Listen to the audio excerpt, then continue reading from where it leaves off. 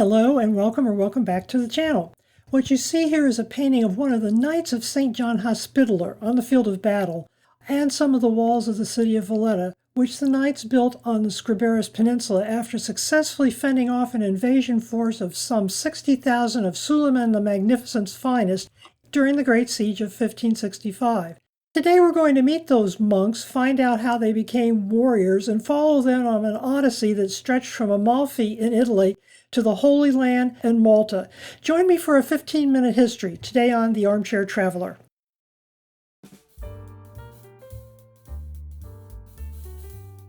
My name is Judy, and I love travel, history, and finding out what makes people tick. If you're enjoying my content, please take a moment to like, share, and subscribe. Your help means more people will see my content. If you want more information, I have a WordPress blog, a page on Facebook, and a Twitter handle. The addresses are here or in the information block at the bottom of the screen. Thank you and enjoy your visit. Helena of Constantinople was the mother of Constantine the Great. Helena and her visit to the Holy Land, starting in 326 to 328, set off a craze for pilgrimages that continues to this day. The trip from the west was long, hard, and dangerous, and the pilgrims required medical care as well as physical protection. You can learn more about Helena's remarkable story and the role she played in converting the Roman Empire to Christianity in my Maker of History. The link is in the description box below. Benedictine monks, then as today, were noted for their knowledge of medicine, so it's no surprise that they would find their way to Jerusalem to provide medical care and other aid to pilgrims needing help. A group of Benedictine monks may have traveled as early as the 7th century, possibly along the route you see here. But we know that some traders in Amalfi financed the travel of a group of them to make the trip. They arrived in 1080 and built a hospital. By this time, control of the Holy Land had been in the hands of various followers of Muhammad for 5 centuries. The Western powers decided to take back control and actually did so in the First Crusade, which ended in 1099 with the fall of Jerusalem to the Crusaders. The monks' mission then changed. They knew they not only had to feed and care for the pilgrims, they had to protect them. They became warriors and, with many others, held control of the various Crusader kingdoms, with their headquarters in Jerusalem. The city of Jerusalem fell to Saladin in 1187, but not the kingdom. The capital shifted first to Tyre and then to Acre, where the knights had already established themselves. Among those monks was a remarkable brother named Gerard.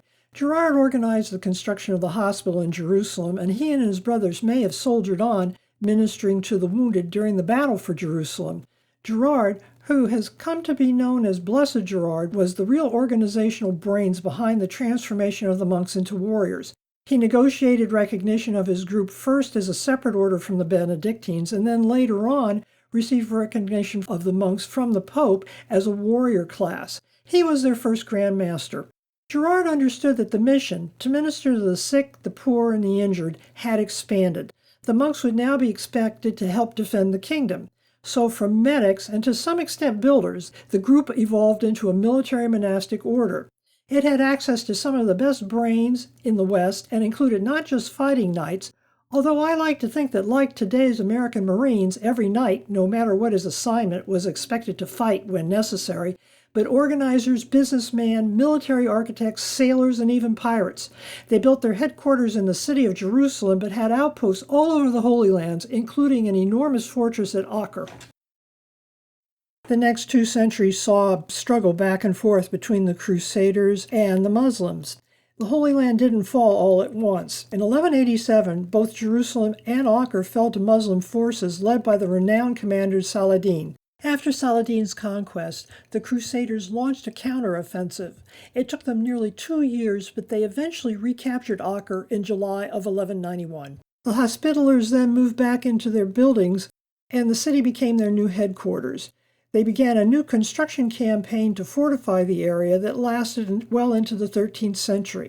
Acre was among the last of the Crusader strongholds to fall to the Muslims in 1291, at which time the Crusaders were forced to retreat to Cyprus.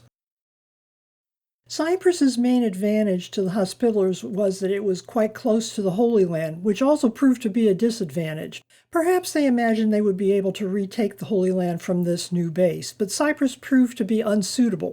Donations from Western Europe had dried up.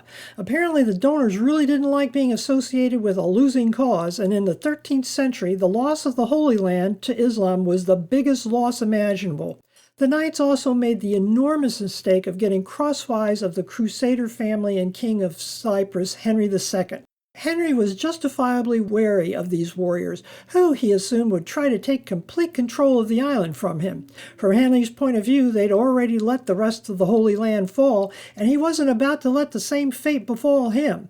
Still, he let them in. They already had a small fortification called Colossi, seen here.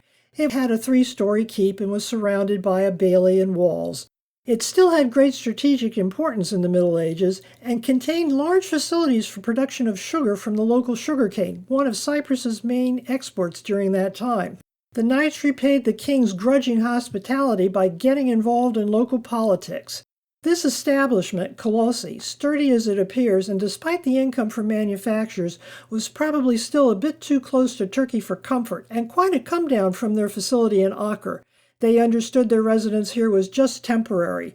They used it as a base for a campaign to establish a new stronghold in Rhodes. During their time in Cyprus, the Knights had been forced to develop considerable naval capability. Cyprus was an island and there was no choice. The conquest of Rhodes completed the transformation. Rhodes was farther from the Holy Land, but squatted on the main trade routes between Constantinople and the West. It was an ideal spot to establish a headquarters and to prey on the Sultan's shipping. Piracy then as now was a lucrative business. It took the Knights 4 years, between 1306 and 1310, to completely dominate the island, but once they did, they moved their headquarters there. They concentrated their building efforts in what is now the old city of Rhodes on the northeast coast of the island. You can learn more about that fortress in my video blog. The link is in the description box. On Rhodes, the Knights received many more recruits from Europe. They were seen as winners again. In 1318, they actually reorganized their membership by languages, each with a commander from that language group. There was no Google Translate in those days, and whether on land or on the sea, everybody needed to be able to understand what they were being told. They called these group langs, which just means tongues. Each lang had its own head, an auberge or an inn, which provided living space, meeting space, communal dining halls, and sometimes even a chapel. The Knights still needed money, and they saw piracy of the Sultan's shipping as a good way to boost their coffers. Loot rolled in. Eventually, the Sultan, actually 3 of them, had enough. In 1444, the Mamluk Sultan of Egypt attacked Rhodes. The attack failed.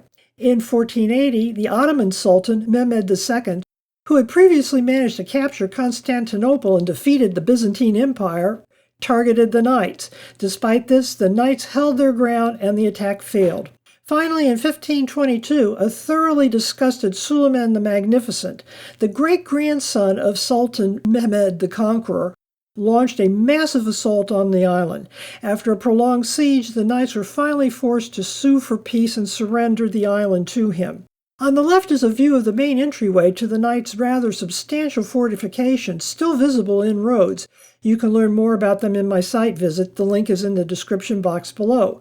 Painting on the right shows Suleiman. Unlike Mehmed, Suleiman actually came to Rhodes and personally supervised the attack. He also accepted the Knights' surrender. The Knights' surrender meant they had to leave Rhodes. The next problem was finding a new home. After the fall of Rhodes, the homeless Knights knocked about, searching for a new roost. Eventually, Charles V offered Malta, Gozo, and Tripoli in 1524, in exchange for an annual fee of a single Maltese falcon, which they were to send on All Saints' Day. This is the tiny historical fact behind Dashiell Hammett's novel, The Maltese Falcon, and the famous movie of the same name starring Humphrey Bogart.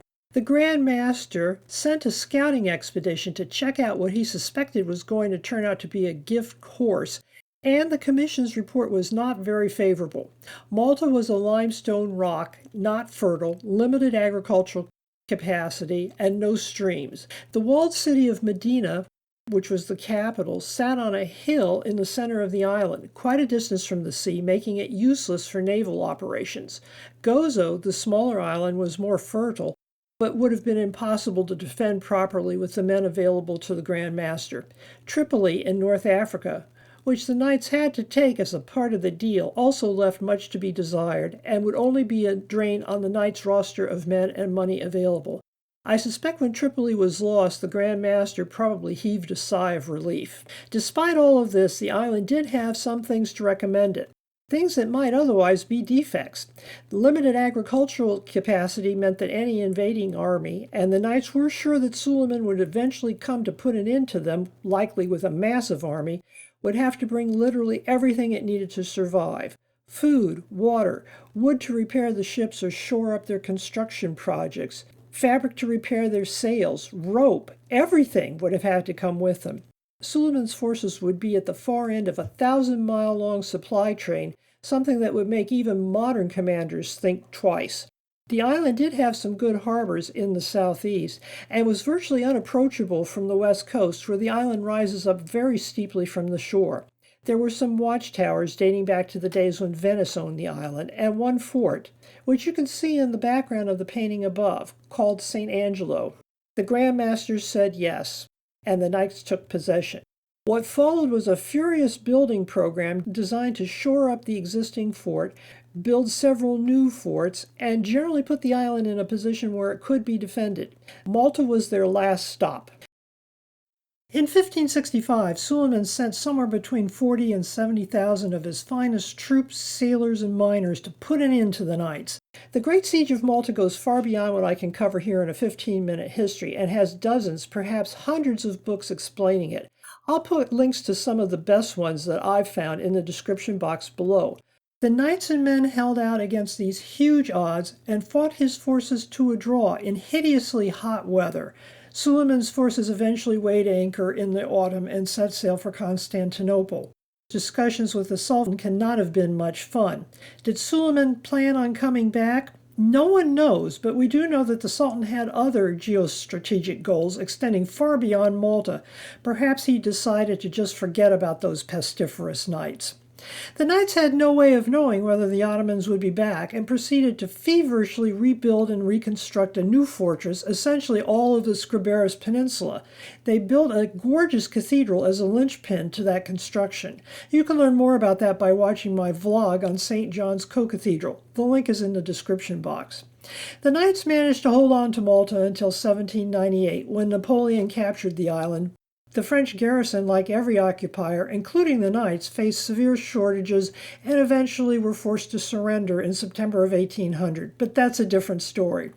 With Malta lost, the knights really had no longer a reason to exist. They splintered into a group of successors, including the Sovereign Military Order of Malta, which you can see in this photograph. By the 19th century, they no longer had a viable military purpose except to commemorate the past, and the more important St. John Ambulance Service, which runs a volunteer ambulance service in many of the Commonwealth countries. Until her death, the late Queen Elizabeth was their primary patron. Many Americans might not know about the ambulance service, but a lot of us are familiar with Doctor Who and his TARDIS. When the TARDIS materializes on Earth, it disguises itself in the form of a 1960s-style police call box. Squint a little at the right-hand door, and you can just make out the 8-pointed star of the Order of St. John's Hospitaller. In the end, the knights came full circle, from medics back to medical aid. It's time to bid farewell to the knights. I'll pick up their story next time when we explore the capital that they built after the siege, Valletta, here on The Armchair Traveler.